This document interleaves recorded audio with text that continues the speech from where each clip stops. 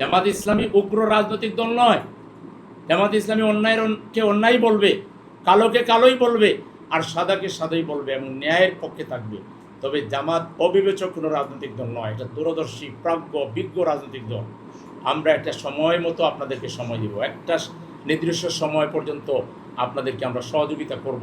কিন্তু আপনাদের দোষে, আপনাদের নিজেদের পাপের ভারে যদি শেখ হাসিনার মতো আপনারাও যদি একই রাস্তায় যেতে চান, আমাদের কিছু করার থাকবে।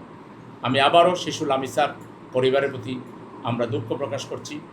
আমরা লজ্জিত, মানবতা লজ্জিত যে আমরা আমাদের নিষ্পাপ এক শিশুকে, জান্নাতের এক পাখিকে আমরা রক্ষা করতে পারিনি, সে দুনিয়া থেকে চলে গেছে। আমরা অনতিবিলম্বে তার দৃশ্যমান বিচার এবং তার খুনিদের দৃশ্যমান বিচার এবং শাস্তির আমরা প্রয়োগ দেখতে চাই।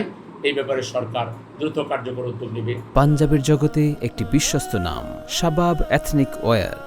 সেই প্রত্যাশা ব্যক্ত করে আইন শৃঙ্খলার অবনতি রোধে সরকারকে প্রয়োজনে, সেনাবাহিনী এখনও মাঠে আছে, সেনাবাহিনীর নেতৃত্বে আইন শৃঙ্খলা পরিস্থিতি, অতীতে বেগম খালেদা জিয়া যে সাহসিকতার পরিচয় দিয়েছিলেন, অপারেশন ক্লিন হার্ট আপনাদের মনে আছে 2003 সালে সন্ত্রাসীদের জল কেটে ফেলার জন্য, মূলচ্ছেদ করার জন্য তিনি আর্মি নামিয়ে দিয়েছিলেন এবং সন্ত্রাসীরা দমন হয়েছিল।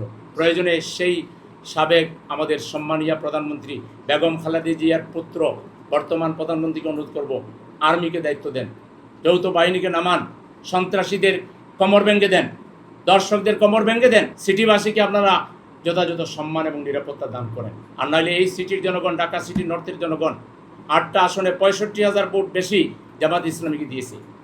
5টাতে আমরা জয়ী হয়েছি, 3টা আপনারা জয়ী হয়েছেন, কীভাবে হয়েছেন আপনারা ভালো জানেন। কিন্তু টোটাল ভোটে আমরা এখানে 65,000 ভোটে বেশি অ্যাডভান্স আছি। সুতরাং আমরা এই জনগণকে সাথে নিয়ে আমরা এই নগরীর মানুষের নিরাপত্তার জন্য যা করা লাগে আমরা নিয়মতান্ত্রিক পথে তার সর্বোচ্চ করার জন্য আমরা প্রস্তুত আছি।